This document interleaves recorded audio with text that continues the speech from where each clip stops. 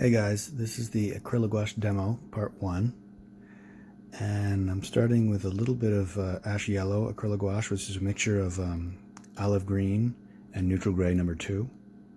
I'm just designing one of my characters. I'm showing you all the tools I'm using, like the palette knife and the little spray bottle with water in it. And I'm putting a little paint in my palette knife here to just start painting with straight acrylic wash, because I want to show you that acrylic wash can be used in several different ways, and it can be made to mimic other mediums like oil paint and watercolor and gouache and acrylic and all sorts of other ones. So what I'm going to do is show you here that it can be used just like watercolor, but the great thing about it is you can go really opaque really quickly. All you have to do is, make a little bit of a watered down mixture and put it on your palette knife or on your palette, and then keep the pure opaque mixture so that you can take from that while you're painting, but also take from the the watered down diluted mixture of the paint you're using. I'm starting off with an underpainting here. I'm painting on Bristol paper. A lot of gouache and acrylic wash pieces are painted on Bristol vellum, because it's smooth. It doesn't need to be stretched, because acrylic wash is primarily used as an opaque medium. But I like to use it with watercolor, and that'll be part 2. I'll show you how to combine acrylic wash with watercolor, not only in the underpainting, but in the overpainting. And after you've painted all those opaques, you'll see that you can add watercolor to them, but we'll get to that. In part 1, I'm strictly using acrylic wash, and I'm showing you the benefits of using it. I'm covering the entire piece, the entire character spot, so that there's a little bit of color harmony. There's a little bit of that ashy yellow and an ashy yellow showing through in the final. You'll notice that acrylic wash doesn't come up, whereas regular gouache, it comes up. It's made to do that. You got to be really careful with your brush. You got to sort of glide across the surface with your brush and with the very tip. Acrylic wash, you don't have to be as careful. That's the benefit of using it. I'm combining a little titanium white and yellow ochre to put in some mid-tone, lighter values on the face to build up the beard or the fur on this character's face. Sort of a ram or a goat humanoid for my book. Mythological character. And that's why I'm using some colors that verge on being neutral and some earth tones and things. But very, very complex neutrals, as you'll see when I start the horns. But we'll get to that. So notice how I'm going to point out here the cheek area and the zygomatic process. Right here, it's a little watery, but then if you add a little bit more of that watery acrylic wash, it gets more and more and more opaque, more light, more opaque. And as that's drying, I'll paint other parts of the face, but I'll come back to that and then continue to paint over that with a watery gouache. And you'll notice that this is not something that every paint does. It'll build up, like I said, from low opacity to really high opacity. Here I go painting back into it, and it'll get brighter and brighter and brighter with that watery mixture. If you do that with watercolor, nothing's really going to happen. You're just going to stay the same. You're just going to put more pigment on the page. But with acrylic wash, even with a watered down mixture that you can see on my palette knife, you can keep building up that watery paint mixture with your brush on the canvas or on the paper, and it'll continue to get more and more and more opaque. And in this case, more light, because I'm using a light value mixture or color. And based on that, I'm painting the rest of the beard by just adding a little bit of value of that light value mixture, and then I'm going back over my strokes where I'm rendering the fur, and I'm making it more and more and more opaque as I go on. So that's basically my biggest point here. Acrylic gouache is a build-up medium. It's meant to build up from a watery wash incrementally toward more opaque textures and things like that, and strokes and marks. And that's what I'm doing here. I'm going back over those midtones and adding some more almost highlight values over those first few layers with a mixture of that titanium white and the yellow ochre. And I'm sort of just finding my way around the face, adding more texture, following along with the drawing as guidelines or as like a road map, and just trying to paint more realistic looking fur or beard textures. Trying to bring them out, highlighting all the little hairs and beard textures and eyebrow hairs toward the forehead of the character, and then really trying to bring out the raised parts of the face or of the form. And I'm going to take some sepia, ash rose, and raw umber, and I'm going to start painting the horns. And why am I using that ash rose? I'm using ash rose because it has a little bit of red in it. It's basically actually a burnt sienna with a little bit of gray and a tiny, tiny, tiny bit of permanent rose.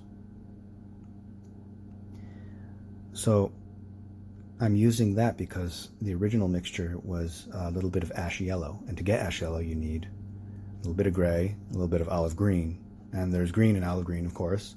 So I'm using a tiny bit of that ash rose, which is like basically the complement of ash yellow because it has a lot of green in it, the ash yellow. So I want a little bit of that, earth tone and a little tiny, tiny tone of red to complement those greens in the underpainting.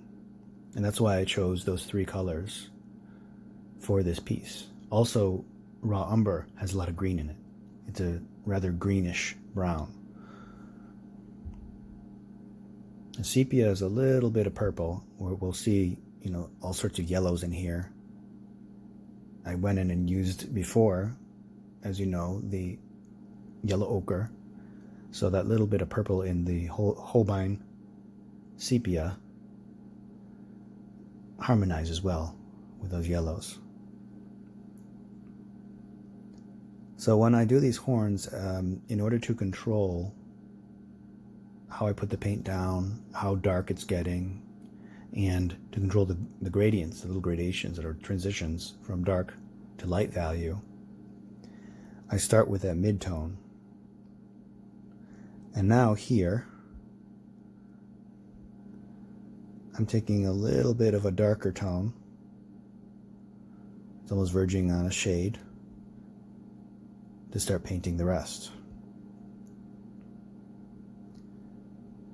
In order to sort of feather in what I've already painted into the lighter parts of the horns, I've added a little more water with my spray bottle to the palette knife mixture, and you'll see that it's all sort of partitioned off to the left where there's a watery mixture, and on the right of the palette knife there's an opaque mixture. And this is a really, really efficient way to paint because you can both use the watery mixture as a feathering medium or almost like just sort of a little wash, and then you can use the opaques to make your darks and to paint those in, as you can see here on the edges and things, where we get closer toward the middle where it gets lighter. So that's the key to at least the way I paint with acrylic wash. Illustrators use it in all sorts of different ways, and artists, but using the palette knife in this way, keeping it handy, keeping it close by, is really beneficial because it speeds up the painting process. You don't have to reach over and grab your paints from your palette. Your palette is basically right there. with you over the paper. You have to be a little careful because you have to balance it over the paper so that you don't get little drips. But you can always take those out with a little X-Acto knife by scraping, or just paint white over it, over any drop that falls down or blob. There's a couple there, but that's okay because I could just scrape those out. Or you can take them out in the computer when you save the file and prepare it to go into a book or to be sent off to a client or something like that, if this were a commission. This is just going to be a tiny spot, like a 2-inch spot or less in my book. So I'm painting it at about 10 inches-ish so that I can get enough detail before it gets shrunk down to size and formatted into the book and InDesign. So now I'm just taking a little bit of the watery mixture, but mostly the opaque mixture and feathering. And now I'm not going to do all of the horns. I just wanted to show you how I started one side and then continued to build one side. Now I'm just taking a little bit more of that titanium white, which is the strongest Holbein white, and a tiny bit of that original ash yellow.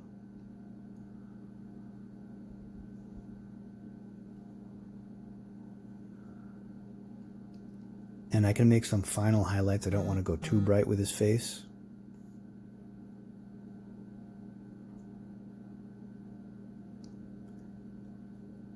But I do want that range of mid-tone yellowish and greenish values, and then those lighter, whiter values.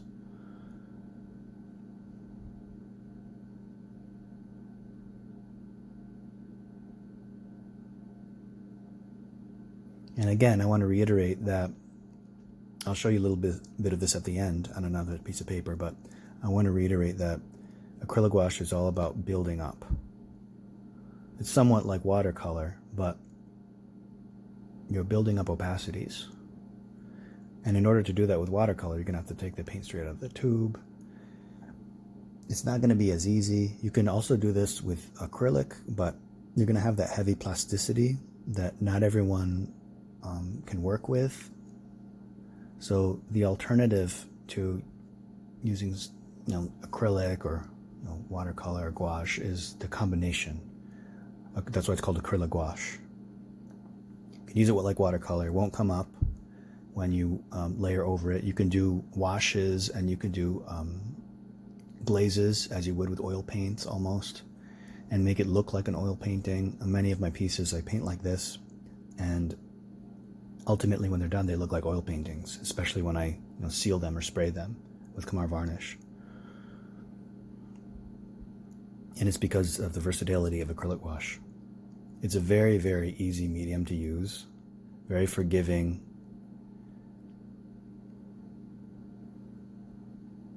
And right here, I'm showing you the best part about it. Just building up on top of those. If this were regular gouache, it would come up. I'm showing you how you can build up on top of those underlying layers, which dry really, really, really quickly. And you don't have to worry about it coming up. It goes down like watercolor and a little bit like gouache, but it dries like acrylic. You also don't get those streaks and things that you see in acrylic paint, those raised streaks. You don't get that heavy plasticity or that plastic feel. It looks just like gouache when it dries, but it doesn't come back up. And it's my favorite medium for, my favorite, painting medium for flat backgrounds, flat tones, and just like really, really flat, smooth color, which is sometimes very, very, very hard to achieve with watercolor and with regular gouache, even with oil paint to a certain extent. When you do this with acrylic, you'll see streaks and things. You can add medium to reduce the appearance of streaks, but you don't get that same paintability. Acrylic is too much of a barrier. So if you try to work some of that gouache over the acrylic, or if you try to mix media, then it's not going to look right. The acrylic gouache, it won't come up, it'll dry, just like acrylic, but it's still porous somehow. So it still receives other paints like gouaches and things. And that's the flat surface, as you can see. Just took a couple coats and it's completely flat and smooth. And I do this for all my backgrounds, especially my star fields. When I paint in a dark background, then I add stars on top, I get this completely smooth background. And here, one more time, just to reiterate, I'm going to show you how you can build up your watery acrylic gouache. And it's very, very difficult to do this with other media, as you know.